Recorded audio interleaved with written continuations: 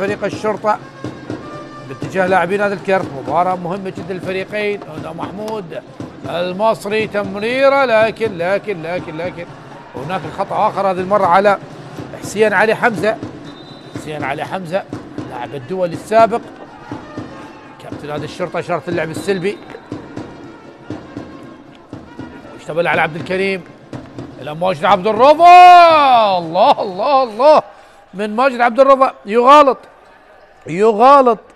يغالط أحمد مكي ويسجل الهدف الرابع. 4 لمصلحة نادي الكرك، 3 لمصلحة نادي الشرطة. هدف بهدف في ال10 دقائق الأولى من عمر هذا اللقاء.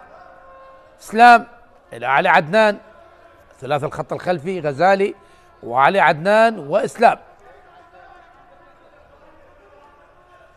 اسلام تمريرات، حسين علي حمزة تقاطعات، تدوير بالكرة، البحث عن زاوية. اسلام الى غزالي، الثنائي الجزائري في صفوف المنتخب في صفوف نادي الكرك. هنا تصويبة لكن ايضا رمي سامتار. اسلام خليل رقم 77 على عدنان، يحاول على عدنان الى غزالي مرور وتصويب، وهناك خطأ على الغزالي. عادة مصلحة نادي الكرك ماجد عبد الرضا، وعودة لعب الكرة حسب إشارة الحكم حيدر سلمان. حكام هذا اللقاء حيدر سلمان وعمار ناصر من حكامنا المتميزين. ماجد عبد الرضا لأحمد طارق إلى ماجد من جديد. نادي الكرك لا يريد الاستعجال، يريد زيادة الفارق من الأهداف. ماجد عبد الرضا على عبد الكريم، ماجد على عبد الكريم يحاول المرور علي، لكن دفاع قوي كان من اسلام على عبد الكريم الملقب باللمبي. يحاول ماجد عبد الرضا، ماجد لعلي محاولة دخول، وماجد عبد الرضا الباحث عن زاوية التصويب. تمرير لمحمود طه، محمود استلام للكرة بصعوبة. هناك إشارة اللعب السلبي، صراع مثير ما بين الفريقين وإشارة اللعب السلبي. مجتبى باسل على عبد الكريم، علي يحاول المرور إلى مجتبى، ولكن صراع الأبدان قوي جدا ما بين أحمد حسن ومجتبى باسل. متبقي تمريرة واحدة فقط، يجب أن يصوب لاعبي فريق نادي الكرك. استبدال للكرة قبل حكم اللقاء حيدر سلمان.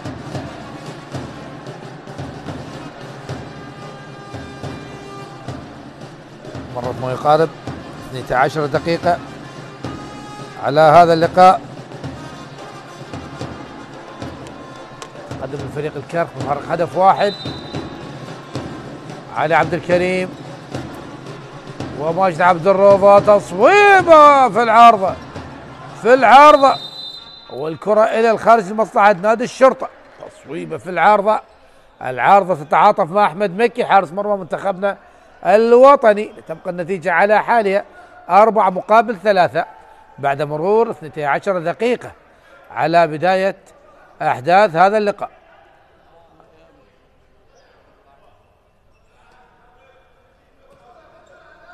جاسم غصاب غير متواجد مع نادي الكرك بسبب الإصابة، وأيضا علي المرتضى أيضا غير متواجد مع نادي الشرطة بسبب أيضا الإصابة، كذلك هو وعلي السيلاوي.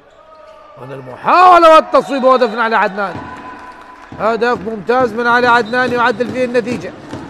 4-4. ماجد عبد الرضا يحاول المرور والتصويب وهدف. نعم تم احتساب الهدف، لا وجود لخطأ على ماجد عبد الرضا. الكرك رد سريعا على هدف على عدنان عن طريق ماجد عبد الرضا.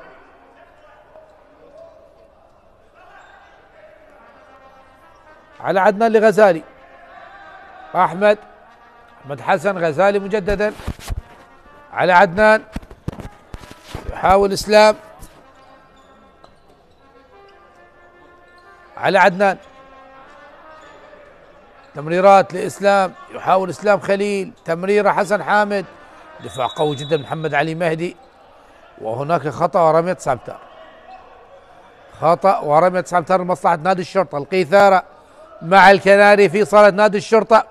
مباراة مؤجلة من الدور 11 بسبب مشاركة منتخبنا الوطني في البطولة العربية التي أقيمت في الكويت، ومنتخبنا الوطني تحصل على المركز السادس من مجموع 9 منتخبات. لكن الأهم كان هو الاحتكاك وأيضا المباريات التجريبية والتعرف أكثر من قبل طبعا مدرب منتخبنا الوطني جوران بيركوفيتش. إشارة اللعب السلبي وخطأ رمية سامتر لمصلحة نادي الشرطة. اسلام الى غزالي، يحاول الدخول غزالي، تصويب وتصدي من زين العابدين، يتصدى زين العابدين من امام غزالي، عادت لمصلحة نادي الكرخ. الكرخ بالسرعة احمد طارق، ماجد عبد الرضا لمحمود طه، يحاول من جديد ماجد عبد الرضا والتمريرة لعلي، او هذا لاعب نعم علي خلف، لكن مرتدة سريعة، فاست بريك يحاول، لكن احمد طارق. هل هناك خطأ؟ نعم خطأ اللعب على الكرة، ويطلب الهدوء عمار ناصر وحيدر سلمان وايضا شريف المرسي من جانب نادي الكرخ. ايضا هناك اعتراضات، ماذا هناك؟ الاعتراضات من قبل شريف المرسي وايضا طاقم التدريبي لنادي الكرخ مصطفى ياسين وحمود ناصر.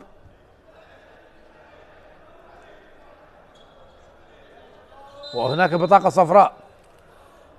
صفراء على دكة بدلاء فريق الكرخ بسبب الاعتراض. نعم، مباراة مهمة جدا للفريقين. يعني لماذا أهميتها تكمن في مرحلة البلاي اوف.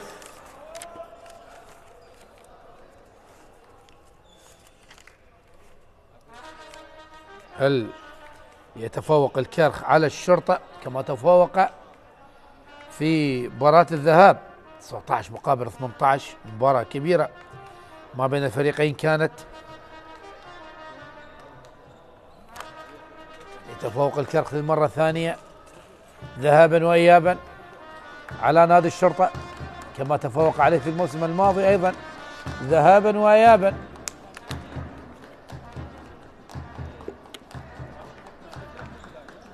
توقف للمباراة والنتيجة تشير تقدم فريق الكرخ على فريق الشرطة ب5 أهداف مقابل 4 أهداف. وصل نقاش حيدر سلمان مع دكتور فاضل كردي، مشرف اللقاء مع الدكتور حسنين عبد الكاظم.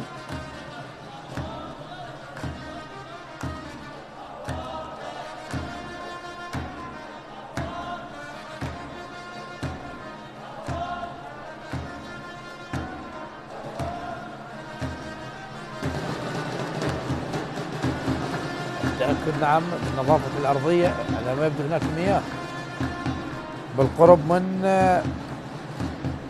طبعا دكة بدلاء نادي الكرخ.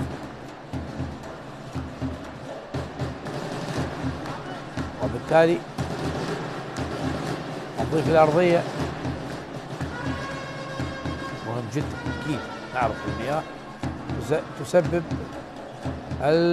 طبعا تسبب الأذى للاعبين خاصة عندما يتزحلق. لكن بصراحة يعني عمل كبير لإدارة نادي الشرطة طبعا صيانة الصالة وتحديثها وتجديدها. شاهد علي عبد الكريم ويمسح الأرضية. يجب أن يكون هناك ناس مختصين، والآن حمود ناصر هو أيضا من يمسح الأرضية. يجب أن يكون يعني هناك أناس مختصين من أجل سلامة اللاعبين. اذهب بنا المخرج إلى الزاوية اليمنى، هناك شخص جالس. بعدها طبعا نتمنى له السلامة الكبير ظافر صاحب، نتمنى له الصحة والسلامة ظافر صاحب الذي تعرض لوعكة صحية أبعدته عن معشوقته كرة اليد. نعود نستلف اللقاء من جديد. 5 الكرخ 4 الشرطة في الشوط الأول. مباراة مواجهة من دور 11. اسلام خليل تمريرة وتصويبه، وهناك رمي 7 أمتار. هناك رمي 7 أمتار. هل هناك إيقاف على ماجد عبد الرضا؟ على ما يبدو هل هناك إيقاف أم عقوبة أكثر من الإيقاف في هذه اللقطة؟ وكلام من لاعبين هذه الشرطة مع الحكم عمار ناصر.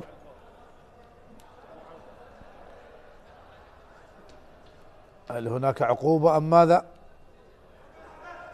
نعم، نقاش ما بين عمار ناصر وحيدر سلمان. لا، فقط رمية 7 أمتار، لا وجود للإيقاف في هذا اللقطة. حسين علي حمزة من أمام زين العابدين، الخبرة حسين ويتصدى زين العابدين، عادة حسين علي حمزة ينجح بالتسجيل، ينجح بالتسجيل. حسين علي حمزة في مرة أولى لم ينجح، تصدى زين العابدين، لكن في مرة ثانية ينجح زين العابدين ويتصدى.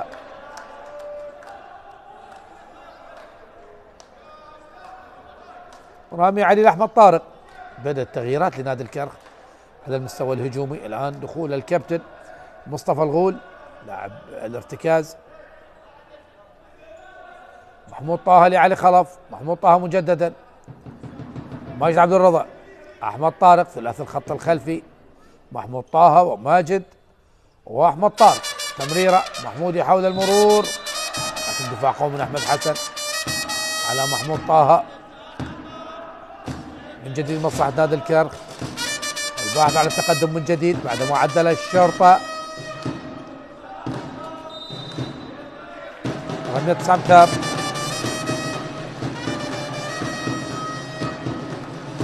مصطفى ماجد عبد الرضا لأحمد طارق، لماجد عبد الرضا، تمريرة لمحمود وتصويبة، لكن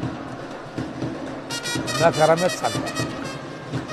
طه كان يطالب برمية 7 أمتار، لكن الحكام يقولون رمية 9 أمتار.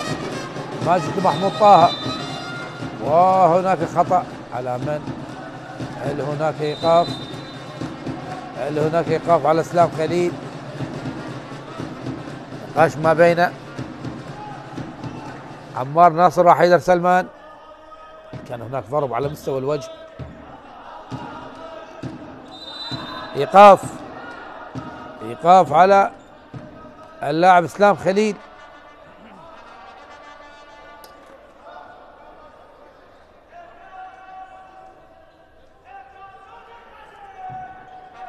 النقاش ما بين حيدر سلمان وعمار ناصر. علي حمزة يتكلم مع الحكم. حيدر سلمان كابتن والقائد،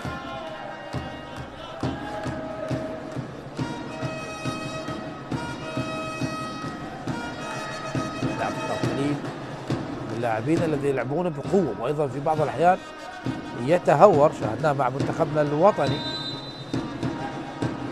لما تعرض إلى البطاقة الحمراء في مباراة البحرين.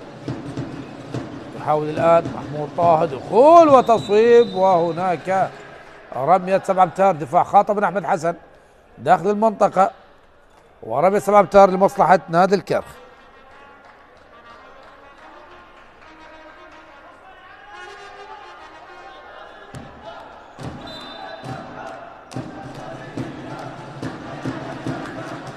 محمود طه من امام احمد مكي. محمود هل ينجح بالتسجيل؟ هدف تقدم احمد مكي، يتصدى محمود، ينجح بالتسجيل، ينجح بالتسجيل محمود طه، يسجل هدف سادس، يتقدم نادي الكرخ مجددا 6 أهداف مقابل 5 أهداف.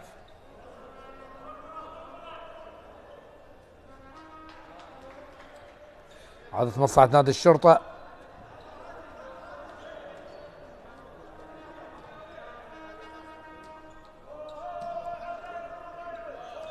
يحاول فريق الشرطة الذي يعاني من نقص عددي بعد خروج اسلام خليل. غزالي الى احمد، الى غزالي مجددا على عدنان. يحاول الان احمد حسن دخول وتصويب وهدف. هدف جميل لمصلحة نادي الشرطة، هدف التعادل 6 مقابل 6 بالسرعة من منوني، وهناك خطأ لمصلحة منوني. بالسلامة لعلى عدنان الذي يتعرض إلى إصابة في هذه اللقطة المشتركة ما بينه وما بين منوني. منتظر ناظم لاعب منتخبنا الوطني، أيضا على عدنان لاعب منتخبنا الوطني السابق.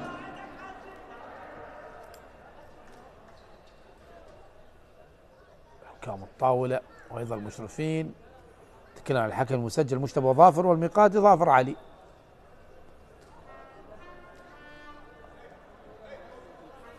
السلامة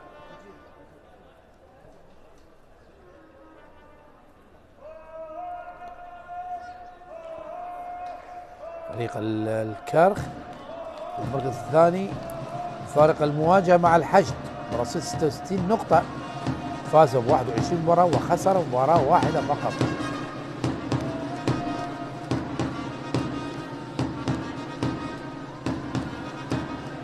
بينما نادي الشرطة برصيد 58 نقطة، فاز 19 مباراة وخسر 3 مباريات وتعادل مباراة واحدة فقط.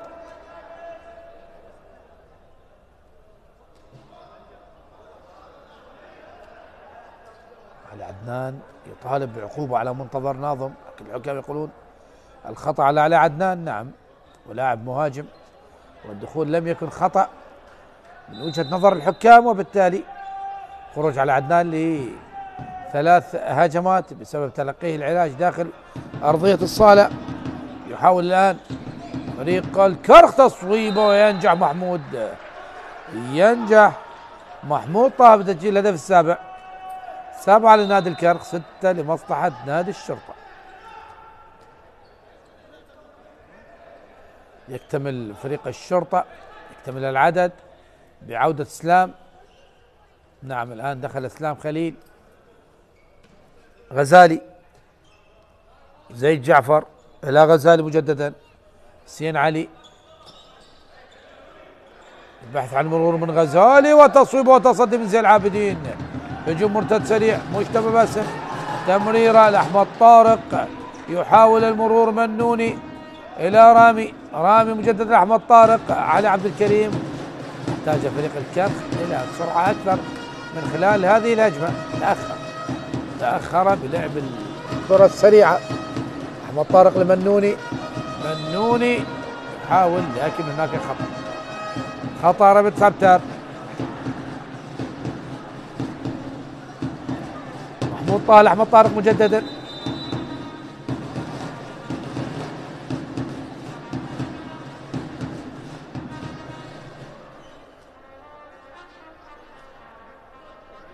التأكد من نظافة الأرضية. أين الناس المختصين يا نادي الشرطة في هكذا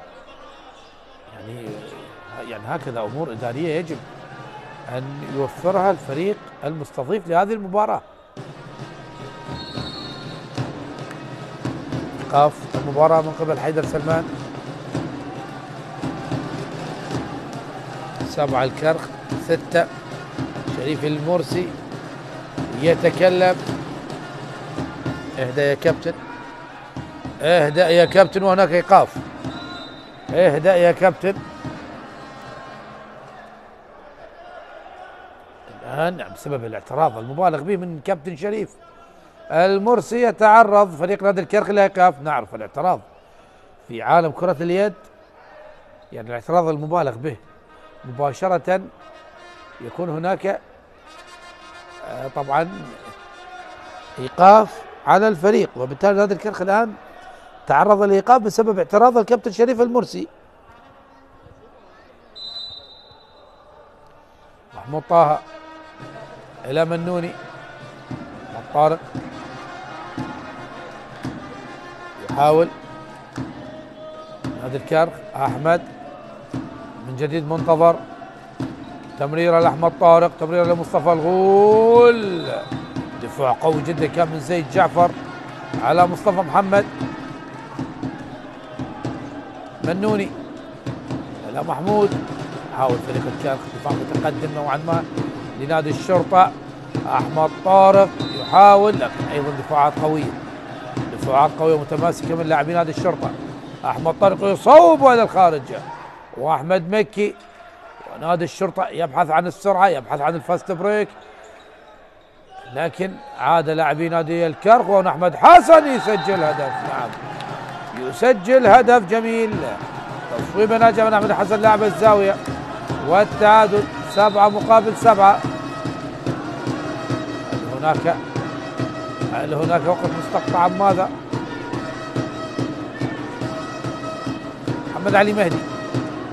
والآن محمد علي مهدي محمود طه ومنتظر محمد علي مهدي خلاف الخط الخلفي بالنسبة لنادي الكرخ. الآن محمد علي حول المرور، محمد علي تمريرة لمنوني وهناك خطأ لمصلحة حسين علي حمزة، مصلحة نادي الكرخ على حسين علي حمزة. هنا منوني يحاول دفاع قوي من حسين علي حمزة على منوني يحاول مرة أخرى المرور إلى محمود طه، تصويبه وهناك خطأ، رمية 9 أمتار وإيقاف للوقت بسبب سقوط اللاعب إسلام خليل.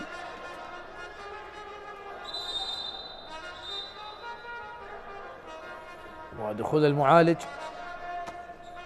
نادي الشرطة من أجل إسعاف إسلام خليل بعد الاحتكاك مع محمود طه.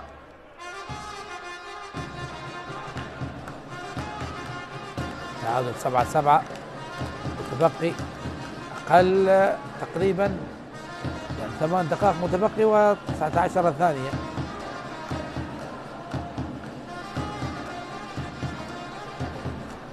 خش ما بين شريف المرسي وعلي عبد الكريم.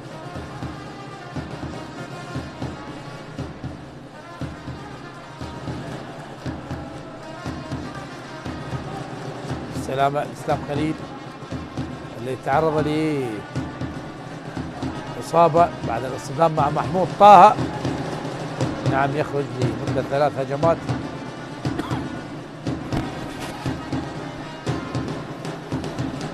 للفريق ومن ثم يعود.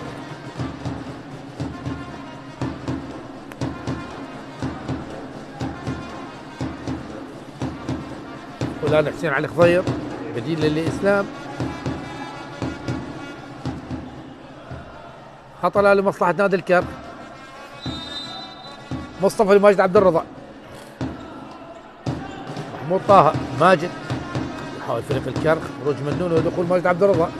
محمد علي مهدي يحاول الدخول والتصويب، لكن دفاع قوي من زيد جعفر، ممتازة من زيد جعفر، يدافع بقوة من أمام محمد علي مهدي. رمية 9 أمتار، لعبت إشارة اللعب السلبي، دخول من ماجد عبد الرضا، لكن أيضا دفاع قوي. كم متبقي؟ تمريرة واحدة فقط، ويطلب عمار عودة اللاعبين. مصطفى المجد عبد الرضا، لكن أيضا دفاع قوي، وهناك خطأ، رمية 9 أمتار.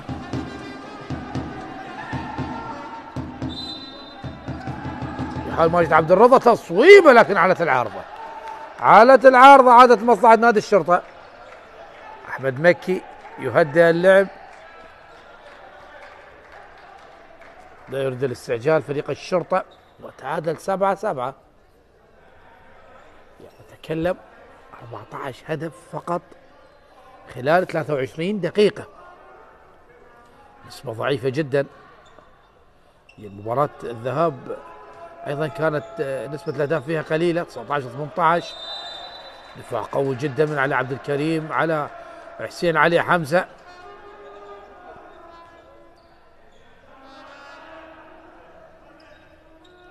يحاول على عدنان لمصلحة نادي الشرطة، وهناك إيقاف على علي عبد الكريم، بعد طبعا دخول على حسين علي حمزة.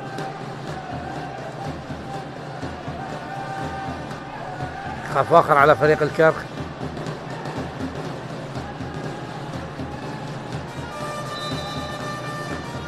حسين علي حمزة على عدنان، زيد جعفر على عدنان مجددا. يحاول فريق الشرطة على عدنان، دخول جميل وتصويب، لكن تصدي ومتابعة من حسين علي حمزة، ممتازة، ينجح في تسجيل الهدف الثامن بعد متابعة من حسين علي حمزة. 8 للشرطة، 7 للكرخ. يتقدم فريق الشرطة الآن، واعتراض من حمود ناصر وشريف المرسي على لقطة حسين علي حمزة. لقطة المتابعة، هل لمس منطقة 6 متر أم لا؟ أكيد صعبة جدا، لقطة صعبة. ماجد لأحمد طارق، لا ماجد من جد مجددا فريق الكرخ، وهناك وقت مستقطع يطلبه فريق الكرخ. شريف المرسي بعدما شاهد فريق الشرطة تقدم.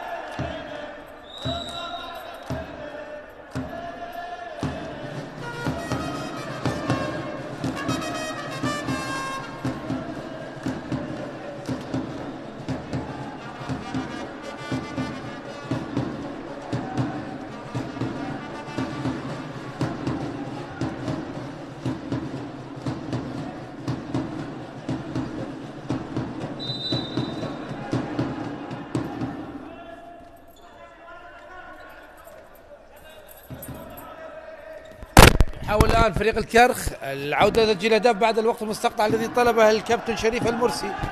هنا المحاولة لمصلحة فريق الكرخ، هجمة من أجل التعديل. ماجد عبد الرضا، تمريرة لأحمد طارق، أحمد طارق لماجد، وهناك خطأ. رمية 9 أمتار، رمية 9 أمتار لمصلحة نادي الكرخ. مجتبى باسم لأحمد طارق، أحمد طارق يحاول الدخول والتصويب وتصدي، تصدي من أحمد مكي. فريق الشرطة يلعب على الهدوء، نعم يلعب بهدوء كبير من أمام نادي الكرخ. على عدنان لغزالي، غزالي لأحمد حسن، ورمية 7 أمتار، رمية 7 أمتار لمصلحة نادي الشرطة، رمية 7 أمتار. وظافر صاحب يترقب خلف مرمى نادي الكرخ، اكيد اسم كبير ايقونه كرة اليد العراقية. رمية 7 أمتار، غسان الصويد منتخبنا الوطني هداف نادي الشرطة 164 هدف من امام زين العابدين. هل ينجح بالتسجيل؟ ممتازة من غسان الصويد، ممتازة من غسان، يسجل الهدف التاسع. يتقدم فريق الشرطة على فريق الكرخ بفارق هدفين، 9 مقابل 7. فريق الكرخ يبحث عن التقليص. فريق الكرخ تقريبا 5 إلى 6 دقائق لم يسجل أي هدف، وقت طويل على أي فريق في عالم كرة اليد لا يسجل. وهنا على عبد الكريم، ينجح على عبد الكريم بتسجيل الهدف الثامن. على عدنان يحاول الآن دخول غزالي في القائم، عادت لغزالي وهدف جميل، هدف جميل. وهناك إيقاف للوقت، إيقاف للوقت.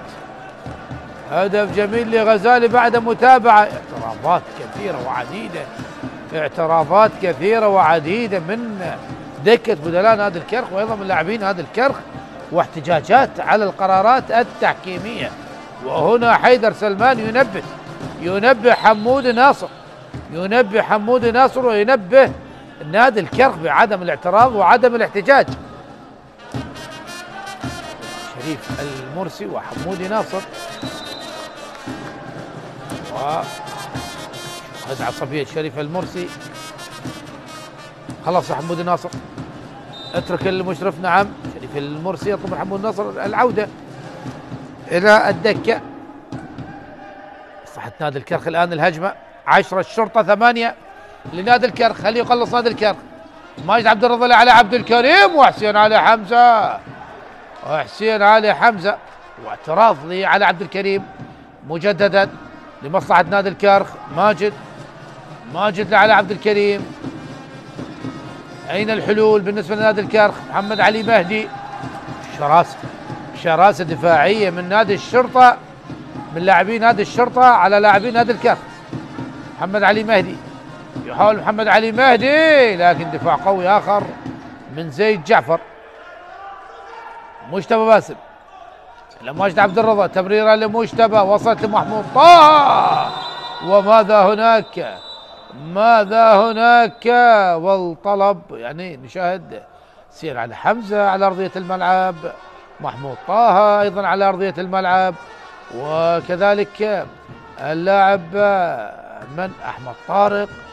4 لاعبين، هذا هو كمال بن علي المدرب التونسي مدرب نادي الشرطة، وأيضا الكابتن عبد المحسن هاجي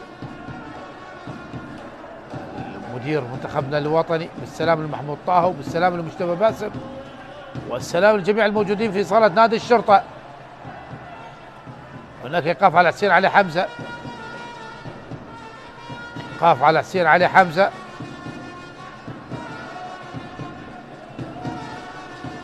بعد إعاقة محمود طه.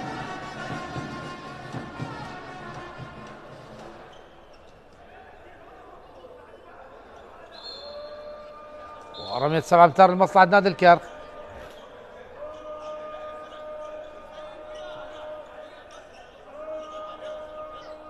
خروج محمود طه. محمد علي مهدي، من سوف يصوب؟ محمد علي مهدي أمان.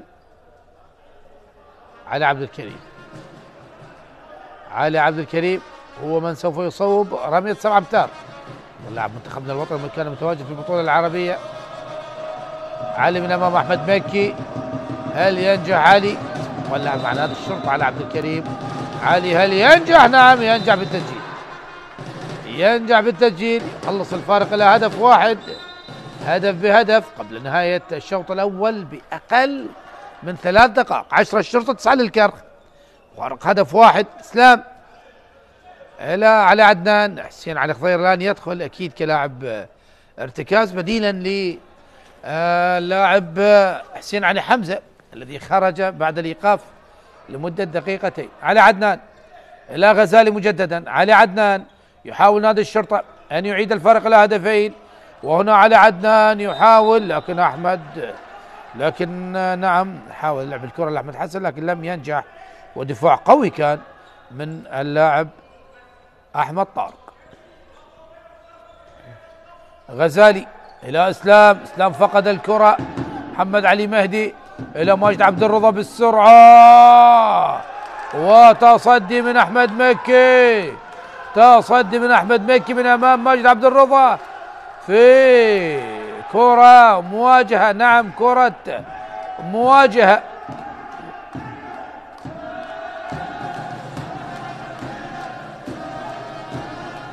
أحمد حسن إلى إسلام.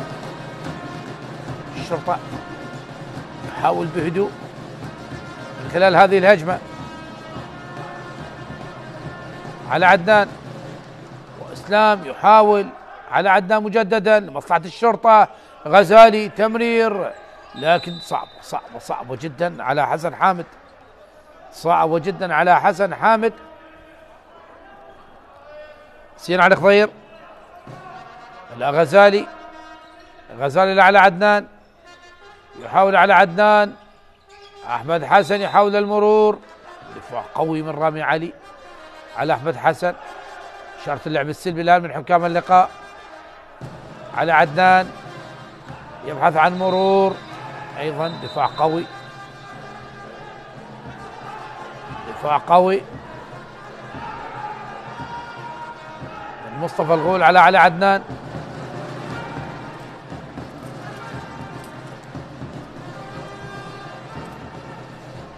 رمية 9 أمتار.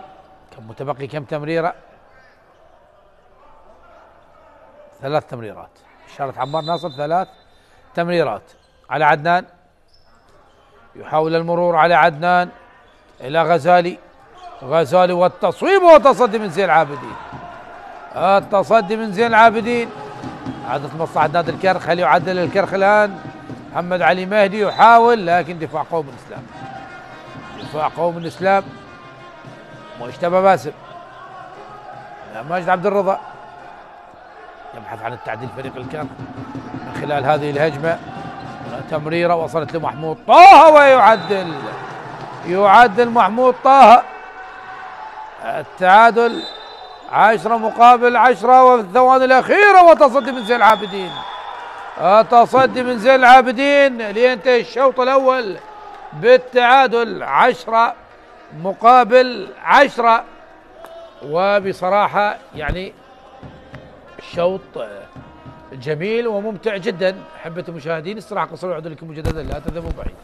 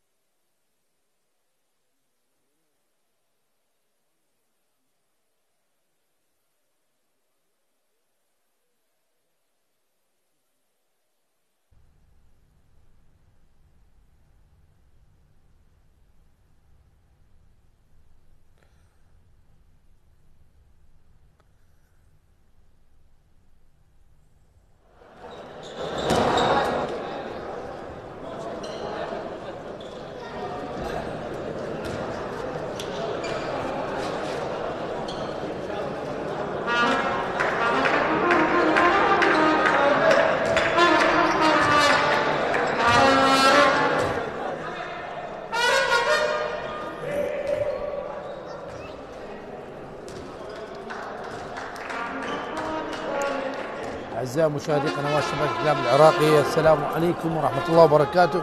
نحييكم مجددا وأحداث الشوط الثاني من مباراة ناديي الشرطة والكرخ ضمن المباريات المؤجلة من الدور 11 لدور النخبة العراقي لكرة اليد موسم 24-25. تركنا الشوط الأول متعادلا 10 لكلا الجانبين. الشوط الثاني الشرطة يبحث عن انتصار، طبعا عسى أن يفيده في مباريات البلاي أوف. تقريبا يعني الشرطة هو ضمن المركز الثالث، وبالتالي من سوف يأتي يعني إذا فاز على نادي الكرخ، يعني إذا فاز على نادي الكرخ والتقى بنادي الكرخ في مرحلة البلاي أوف، أصحاب المراكز الثاني والثالث يلتقون، وأيضا أصحاب المراكز الأول والرابع. طبعا هذه النتيجة تصعد مع الفريقين، وبالتالي إذا حقق نادي الشرطة الفوز سوف تتعادل نتيجة المباريات بانتصار لكل فريق. في حال فاز فريق الشرطة، أتكلم في حال التقيا في مباريات البلاي أوف. أما إذا فاز الكرخ والتقيا في مباراة البلاي أوف، طبعا سوف يكون هناك انتصارين للكرخ مقابل لا شيء للشرطة، وبالتالي مباراة مهمة يعني سواء لنادي الشرطة من أجل طبعا انتصار عسى أن ينفعه في المرحلة القادمة، وكذلك نادي الكرخ أيضا لمواصلة الضغط على هذا الحشد في صدارة الدوري العراقي لدور النخبة. وأيضا يعني نادي الشرطة لديه مباراة مهمة أمام الجيش، وكذلك نادي الكرخ أيضا لديه مباراة مهمة أمام الحشد وكذلك أمام الديالة. وبالتالي المباريات يعني جميعها مهمة، جميعها مؤثرة، جميعها لها حساباتها، وانتظار طبعا انتظار بداية الشوط الثاني. حيدر سلمان وعمار ناصر يتكلمان مع شريف المرسي.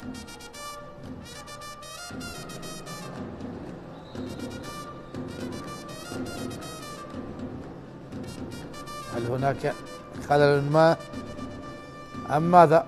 كلام أيضا كابتن خليل يتكلم مع دكتور فاضل مدير فريق اليد في نادي الكرخ. نعرف نادي الكرخ ونادي الشرطة من الأندية التي تهتم بألعاب الصالات. نادي الكرخ يمتلك فريق على مستوى كرة السلة، على مستوى كرة اليد، بينما نادي الشرطة لديه فريق الكرة الطائرة الذي أيضا طبعا لديه مباراة مهمة اليوم أمام مصاف الشمال من أجل يعني تحديد المنافسة على اللقب أو من عدمها. وأيضا يمتلك فريق الصالات المتواجد في المباراة النهائية، وطبعا أيضا فريق السلة الذي أحرز المركز الثالث على مستوى الدوري.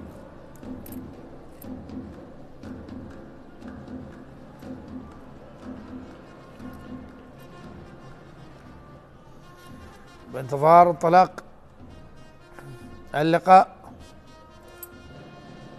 عمار ناصر تكلم مع سيالة حمزة لماذا هذا التأخير؟ يعني شاهد هناك نقاشات قرب الطاولة، هل هناك خلل معين أو ماذا؟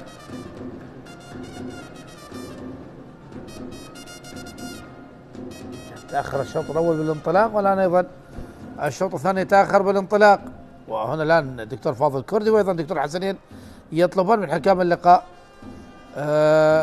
اطلاق الصافرة من بداية الشوط الثاني، والنتيجة تعادل 10 لكلا الجانبين.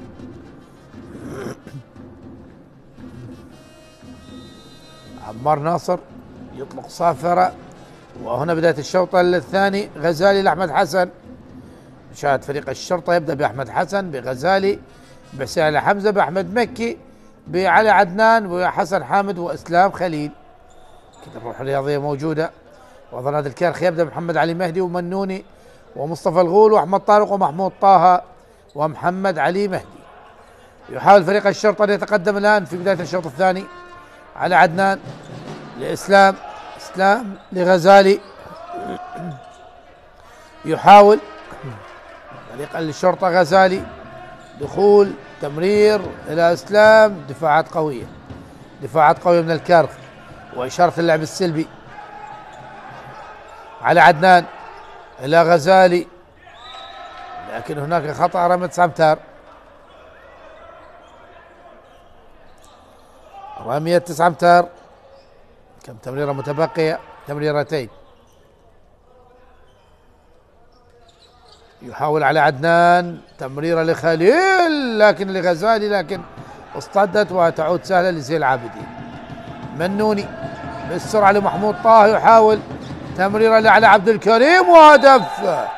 هدف بصعوبة كبيرة، هدف بصعوبة كبيرة، نجح بالتسجيل. نعم، بالرغم من وضع جسده لم يكن بالصورة الصحيحة من على عبد الكريم، لكن ينجح بتسجيل الهدف 11 لمصلحة نادي الكرخ.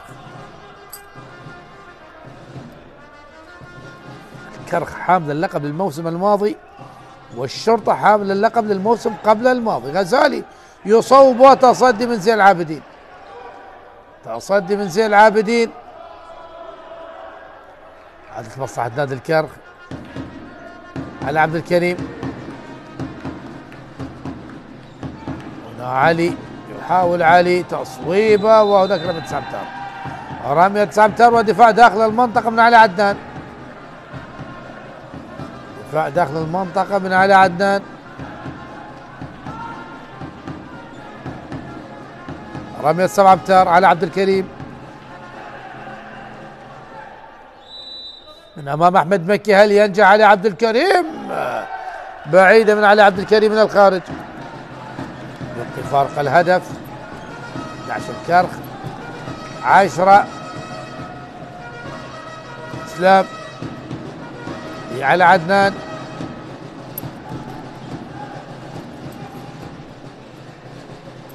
يحاول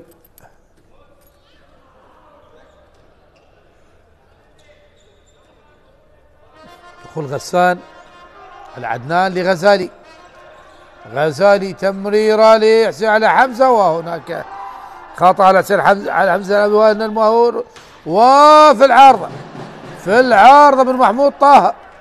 ايضا كرة مواجهة لم ينجح نادي الكرخ، يعني ضياع هكذا فرص في هكذا مباريات صعب جدا، صعب جدا. نعم، كان بالامكان فريق الكرخ ان يتقدم، لكن يعني اضاع محمود طه من قبل على عبد الكريم. غسان الى غزالي الى على عدنان، يحاول على عدنان لغسان مجددا.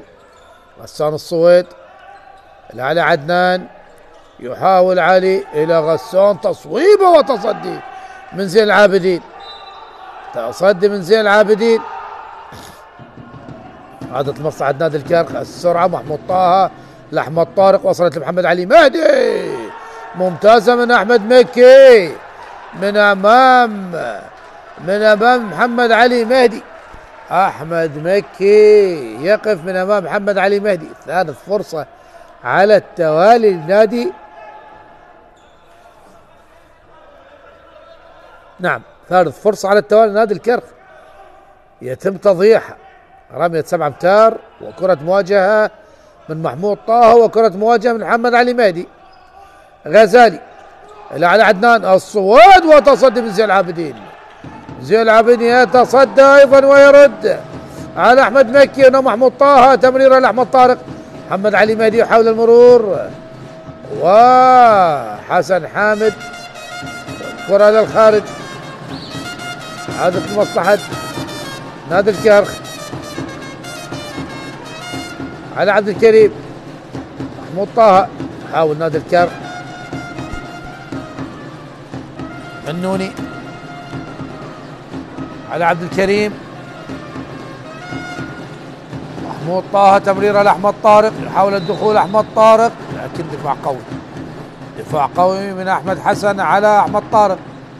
مصطفى الى منوني، منتظر ناظم الى محمود طه، تصويبه، واحمد مكي ايضا يتصدى، ايضا يتصدى في بدايه الشوط الثاني. تألق لحراس المرمى. هنا غزالي إلى الصويد لكن خطف الكرة، ومصطفى يحاول إلى علي عبد الكريم، وهدف هدف هدف هدف لمصلحة علي عبد الكريم، ويطلب من الكادر الطبي التدخل، لكن كرة مرتدة سريعة كانت. يسجل نادي الكرخ الهدف الثاني عشر، 12 للكرخ 10 للشرطة بعد مرور تقريبا 6 دقائق على بداية الشوط الثاني.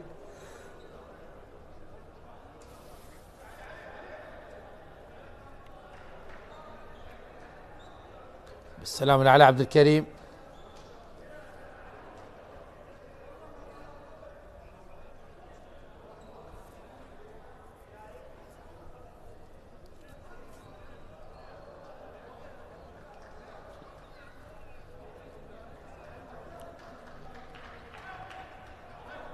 هل هناك إيقاف أم ماذا؟ النقاش مع الحكم، نقاشات كثيرة في لقاء اليوم ما بين اللاعبين المدربين مع حكام اللقاء. دكة بدلاء فريق الشرطة كمال بن علي، عبد المحسن هاجي، واحمد خميس الكادر التدريبي لفريق الشرطة.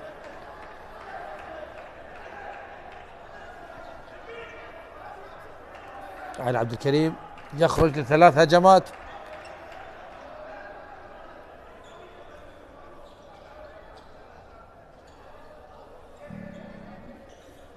دخول مجتبى باسم،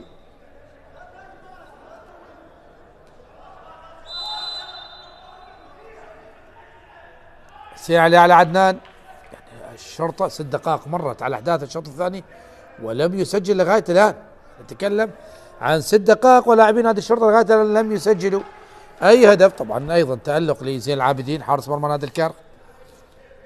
علي عدنان، حسين علي حمزة، اسلام لغسان الصويد، تمريرات يبحثون عن حل اللغز، حل اللغز. هنا غسان الصويد يصوب وهناك خطأ.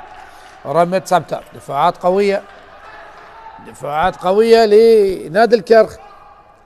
على عدنان مجددا، يحاول غسان تصويبه وهدف جميل، هدف جميل من غسان الصويد لنادي الشرطة.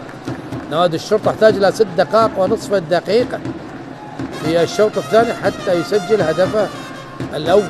تكلم عن الشوط الثاني، وقت طويل، وقت طويل. تكلم عن 6 دقائق ونصف الدقيقة في عالم كرة اليد، لا وقت طويل حتى تستطيع أن تسجل هدفك الأول. لكن هي مباراة شحيحة بالأهداف.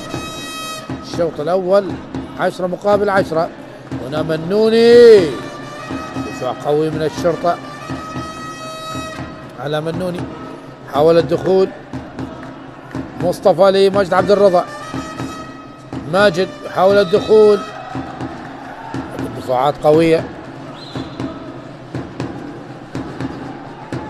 منوني، احمد طارق الى منوني مجددا الى ماجد عبد الرضا، وصلت لمحمود طه، ممتازة ممتازة من محمود طه، ينجح في التسجيل الهدف الثالث عشر لمصلحة نادي الكرخ. يعود الفرق الى هدفين. اسلام تمريرة ودفاع قوي من منوني على حسن حامد، على عدنان لغسان الصويد. يحاول فريق الشرطة هنا غسان يدخل في بداية الشوط الثاني. اسلام وفي القائم، وحسين علي حمزة بالمتابعة، متابعة من حسين علي حمزة، يتابع الكرة التي ارتدت من القائم، والهدف الثاني عشر لمصلحة نادي الشرطة.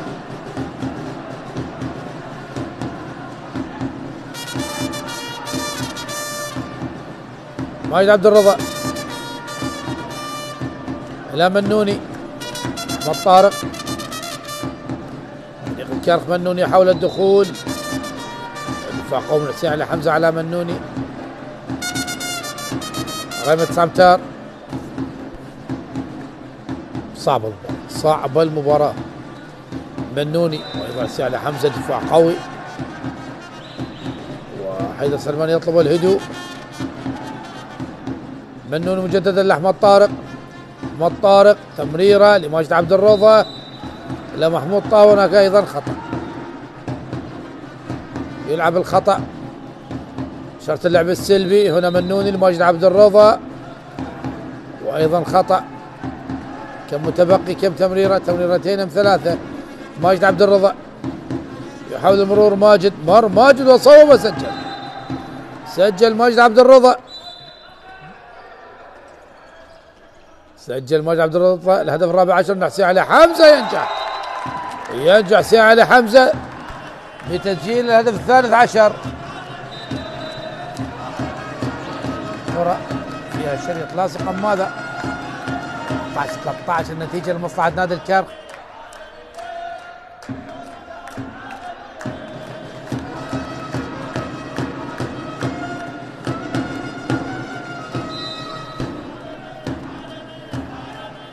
تلعب كرة الرسال لمصلحة نادي الكرخ. بدأ نادي الشرطة يسجل الأهداف بعدما بدأ الشوط الثاني بداية غير جيدة على المستوى الهجومي. الكرخ ماجد عبد الرضا إلى أحمد طارق، تصويبه وهدف ممتاز من أحمد طارق، الهدف الخامس عشر. البحث عن السرعة من نادي الشرطة، علي عدنان، وهل هناك إيقاف؟ نعم، إيقاف على محمد علي مهدي، نعم، سحب من الخلف، مسك من الخلف يا محمد علي مهدي واضحة تماما، وبالتالي إيقاف على محمد علي مهدي، لاعب مهم جدا، لاعب تكتيكي على المستويين الدفاعي والهجومي. إيقاف على محمد علي مهدي. 10 دقائق مرت من الشوط الثاني، تفوق لنادي الكرخ بفارق هدفين، 16 مقابل 13. على عدنان إلى غسان الصويد، على عدنان مجددا، اسلام خليل يحاول الآن غسان الصويد، تمريرة للاعب الزاوية أحمد حسن، لكن هناك بطء لدى أحمد حسن، أكيد يعني هو المركز ليس بمركزه. هنا غسان الصويد، الله الله الله الله الله، كأنه حلق في الهواء وصوب تصويبة صعبة جدا على زين العابدين، يخلص الفارق نادي الشرطة الهدف واحد. 14 الشرطة 15 الكرخ. طه المنوني إلى أحمد طارق،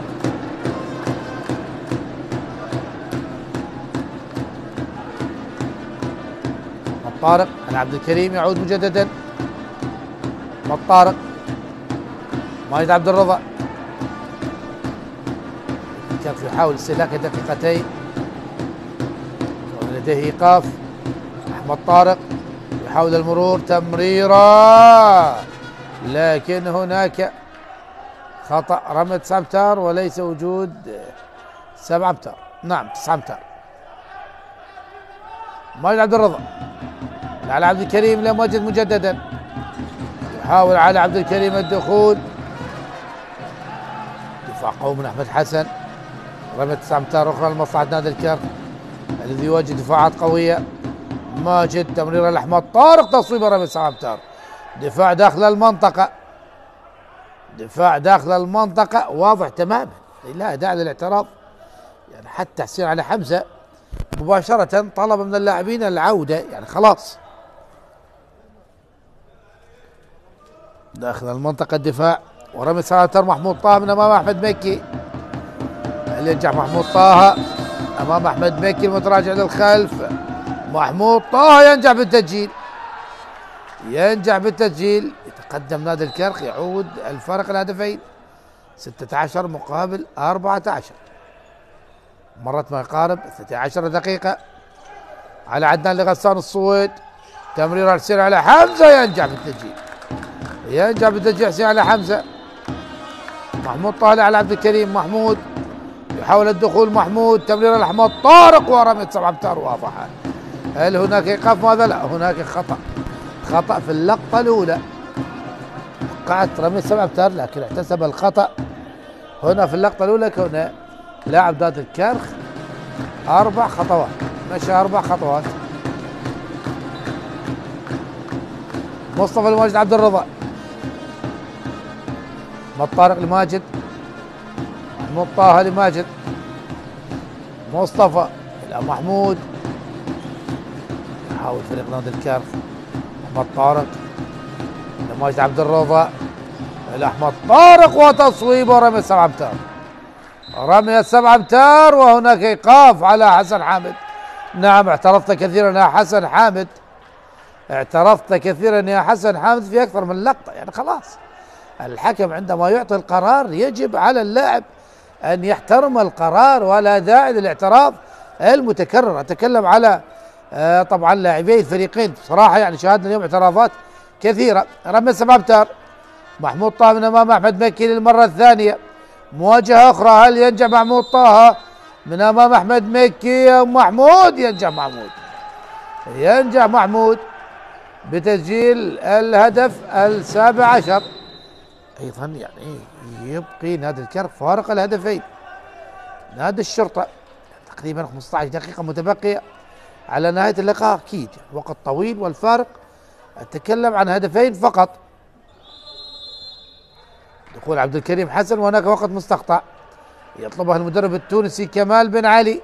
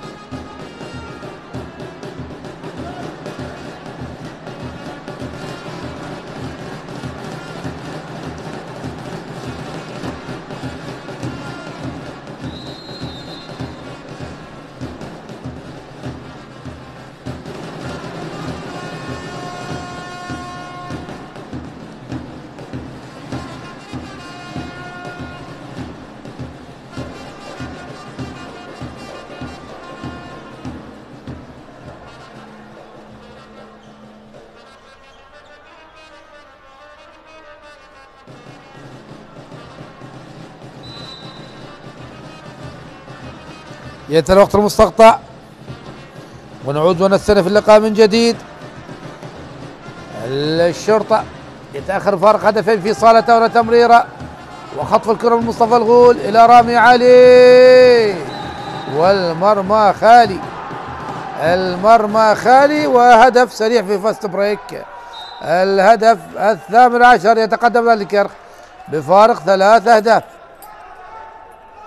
تزداد الصعوبات والضغوطات على نادي الكرك، هل يستطيع العودة؟ نعم يمتلك الأدوات من أجل العودة. هنا علي عدنان وتصويب وهدف، هدف لمصلحة نادي الشرطة يقلص الفرق إلى هدفين. علي عبد الكريم، أحمد طارق، محمد علي مهدي. الكرك خارج الاستعجال، محمود طه،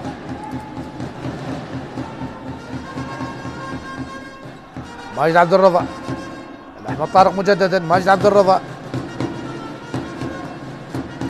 تمريرات، احمد طارق، محمود طه يحاول الدخول والتصويب والى الخارج، لا وجود للخطأ، الى الخارج.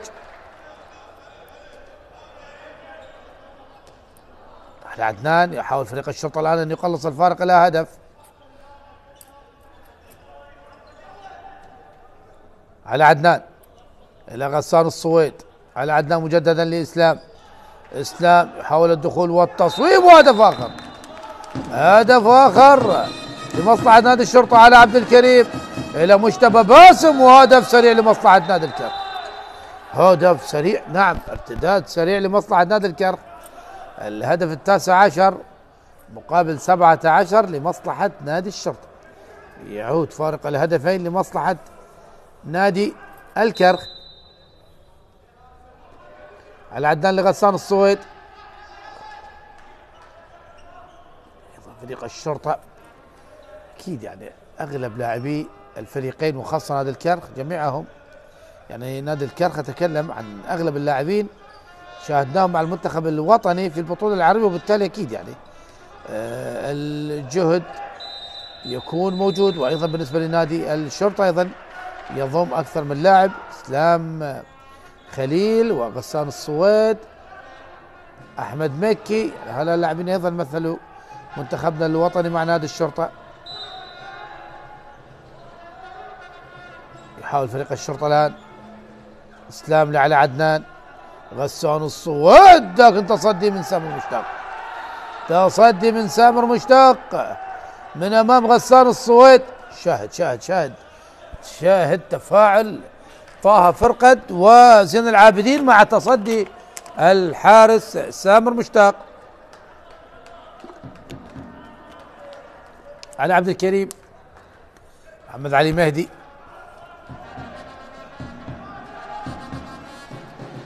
احمد الى ماجد عبد الرضا، محمود طه الى علي الى ماجد عبد الرضا. عبد الرضا لم نشاهده موجود في دكة البدلاء لكن لم يشترك لغايه الان. هناك خطأ،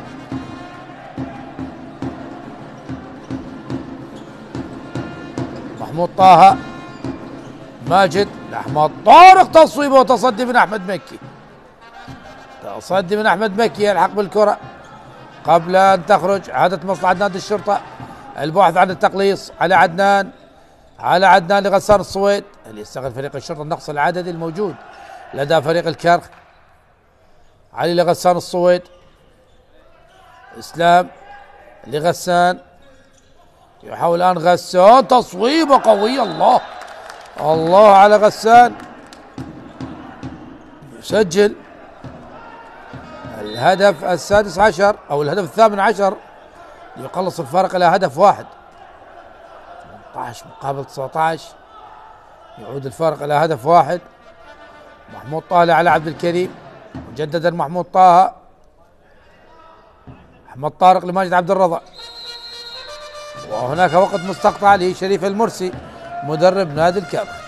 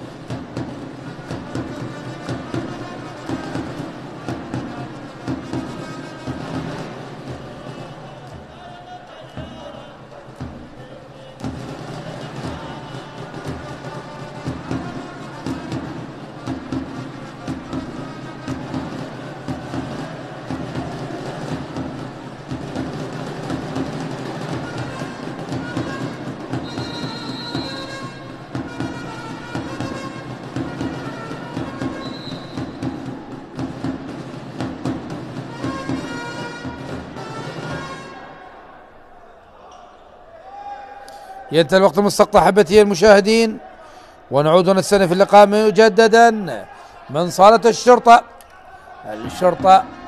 18 الكرخ 19، مباراة مؤجلة من الدور الحادي عشر المرحلة الثانية دور النخبة العراقي لكرة اليد 24-25. يحاول الآن مباراة مهمة ما بين فريقين كبيرين، نتكلم عن الشرطة 7 ألقاب والكرخ 17 لقب، رقم كبير في أرضية صالة الشرطة. هنا محمود طه، تصويبة بعيدة لكن هناك خطأ، رمية سامتار لمصلحة نادي الكرخ. مصطفى الغولي، محمود طه، محمود إلى ماجد، يحاول على عبد الكريم وهناك خطأ، رمية سامتار. ماجد عبد الرضا لمصطفى، يحاول مصطفى وهدف، نعم هدف تم احتسابه لمصلحة نادي الكرخ. 20 مقابل 18، متبقي ما يقارب 11 دقيقة على نهاية أحداث هذا اللقاء، فارق هدفين. يعني الآن كل هجمة بحساباتها، كل هدف له قيمته يعني الفنية والمعنوية والنفسية. غسان الصويد على عدنان، علي يحاول المرور إلى غسان الصويد، على عدنان مجددا، يحاول محمد غزالي دخول وتصويب لكن هناك خطأ. أحمد طارق دافع على اليد، نعم دافع على اليد من أمام غزالي ورمية سامتار. سين الحمزة لغزالي، يحاول على عدنان لغزالي مجددا. غسان الصويد يحاول لكن دفاع قوي من مجتبى باسم على غسان الصويد.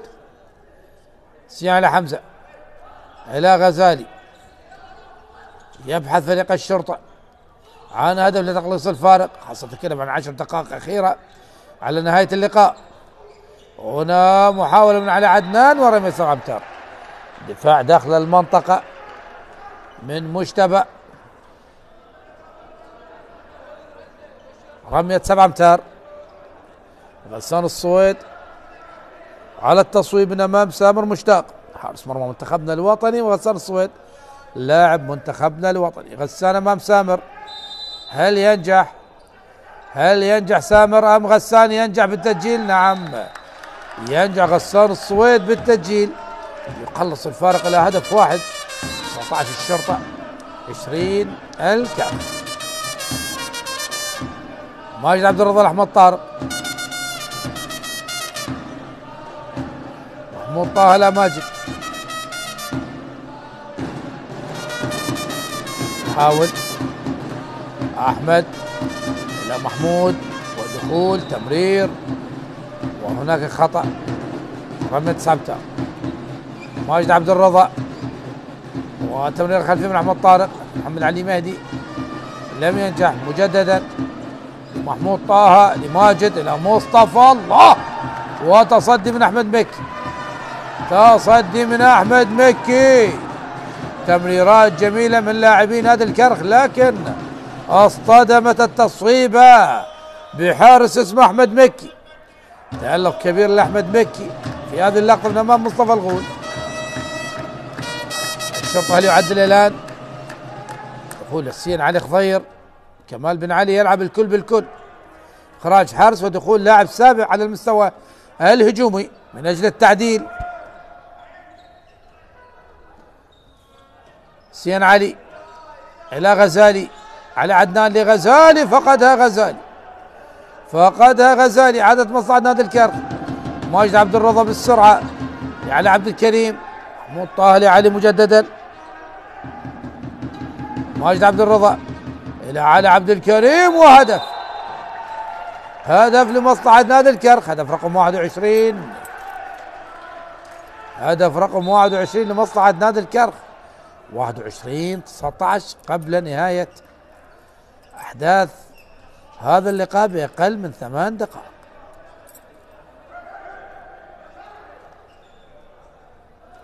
عبد الكريم حسن الذي دخل بديل لحسن حامد.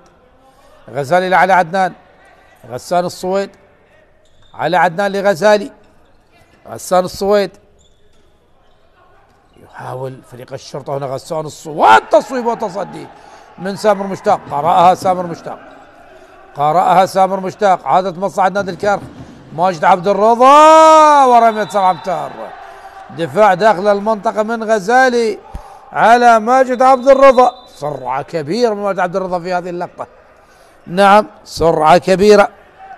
ودخول الحارس البديل، الحارس الشاب، نعم دخول مقتدى جلال، الحارس الشاب، الحارس البديل لنادي الشرطة. مقتدى الآن من أمام محمود طه، محمود أم مقتدى، هل ينجح محمود من أمام مقتدى من أمام الشباب؟ ينجح بالتسجيل محمود طه، ينجح بالتسجيل. صار عنده وزن مقتدى جلال، لاعب شاب صغير وعنده بعض الوزن الزائد. يا مقتدى تحتاج إلى انقاص الوزن، لكن اللي يشوف الحارس الدنماركي يقول له لا اكل على راحتك. الحارس الدنماركي الفائز ببطولة العالم الأخيرة، نعم لديه كتلة كبيرة، نعم كتلة بشرية ضخمة، لكن رشيق جدا. غسان الصويد، تمريرة والهجوم المرتد وطويلة، وأحمد مكي موجود، أحمد مكي موجود، عدد مصلحة نادي الشرطة على عدنان، يحاول كرار حيدر، ينجح كرار حيدر، ينجح كرار حيدر بتسجيل هدف رقم 20. كرة مهمة كانت، نعم كرة مهمة كانت، وتبديل خروج سامر مشتاق ودخول زين العابدين. يعني مباشرة أخرج شريف المرسل، أخرج حارس وأدخل حارس. نعم شاهدت سحب زين العابدين من يده واستبدل الحارس بعد الخطأ بالتمرير.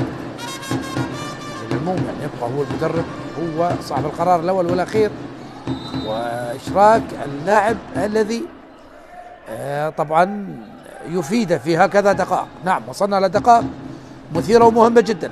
الكرخ هدفين من أحمد طارق، دخول وتصويب وهدف، هدف لمصلحة.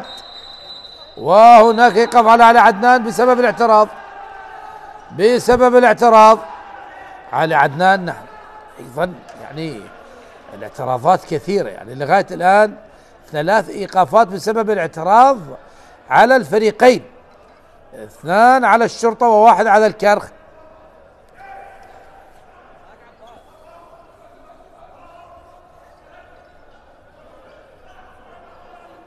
صراع أيضا على مستوى الكادر التدريبي، صراع مصري تونسي، ونعرف هذا الصراع على مستوى كرة اليد الأفريقية والعربية، وحتى في بعض الأحيان على المستوى العالمي.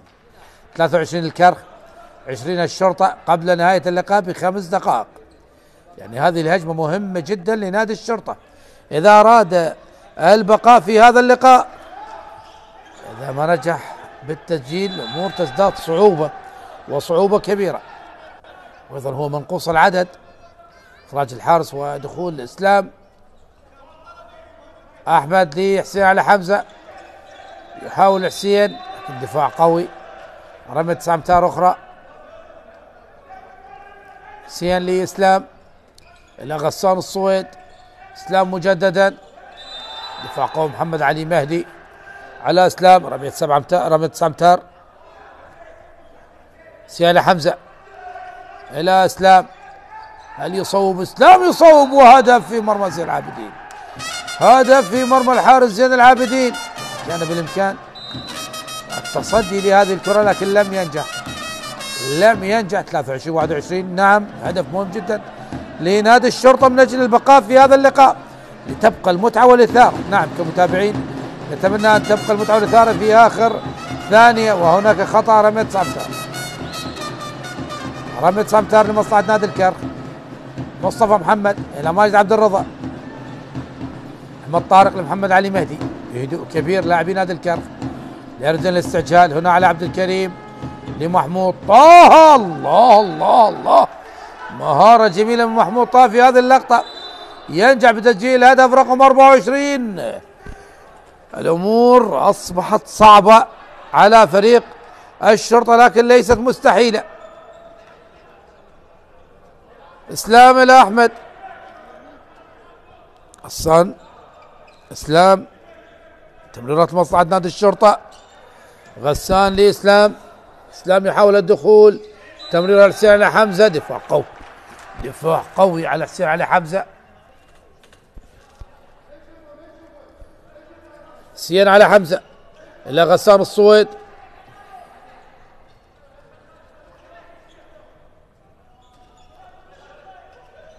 غسان الصويد يحاول المرور إلى إسلام، وأيضا دفاع قوي من أحمد طارق على إسلام. وهناك وقت مستقطع من كمال بن علي المدرب التونسي، يأخذ وقت مستقطع قبل نهاية اللقاء بدقيقتين و44 ثانية. 24 الكرخ 21 الشرطة.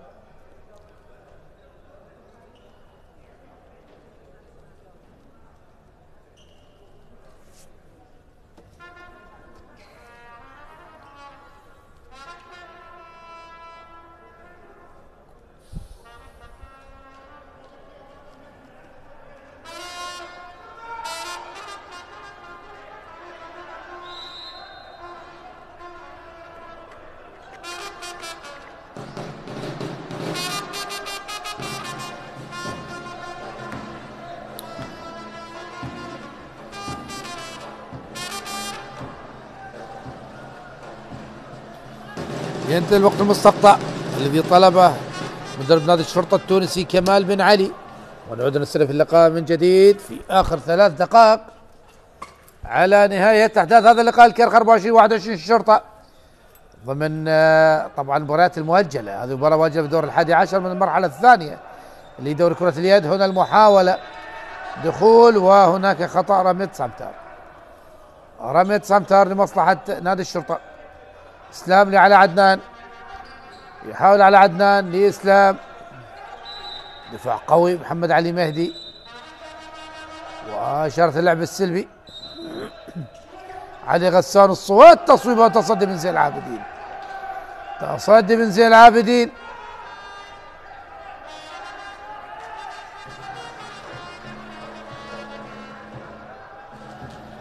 على عبد الكريم، محمود طه على عبد الكريم، محمود طه مجددا لأحمد طارق، وهناك وقت مستقبل يطلبه شريف المرسي المدرب المصري لنادي الكرخ قبل نهاية اللقاء بأقل من دقيقتين. نعم، دقيقة 50 ثانية أكيد. يعني يعرف تماما أهمية هذه الهجمة، إذا سجلها يعني خلاص الكرخ يفوز بهذا اللقاء.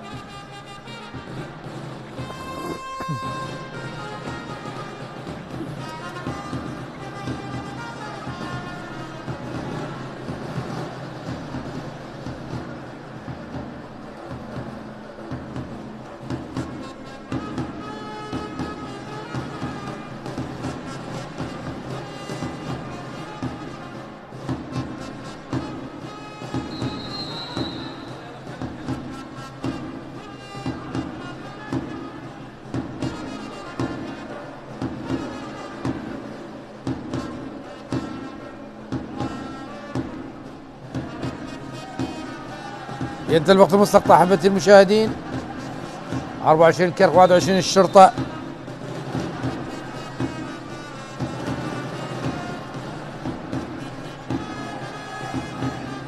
يحاول فريق الكرخ،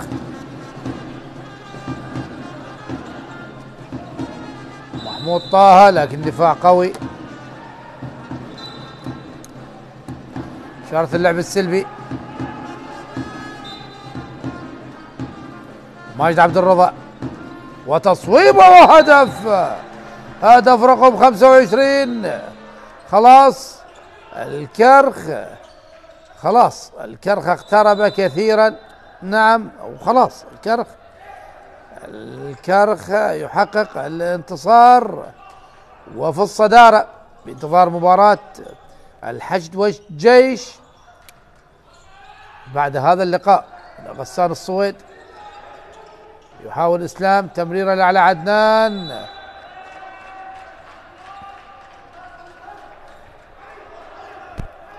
رمية سمتر. غسان الصويد، غسان، تمريره حسين علي حمزه وهدف. هدف في مرمى سامر مشتاق.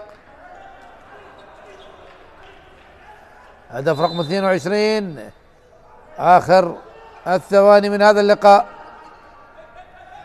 على عبد الكريم، فرق 3 أهداف صعب جدا. تكلم عن 20 ثانية. أحمد طارق، وخلاص أنهى الفريقان المباراة قبل نهايتها بثواني قليلة. الكرخ يتغلب على الشرطة ب 25 هدف مقابل 22. مبارك للكرخ وجماهير الكرخ، هارد لك للشرطة وجماهير الشرطة بهذا الانتصار. الكرخ يعتني الصدارة مؤقتا بانتظار مباراة الحشد والجيش الذي سوف تقام بعد هذا اللقاء. وفي الختام تقبلوا تحياتي معلق اللقاء علي عنب، والسلام عليكم ورحمة الله وبركاته.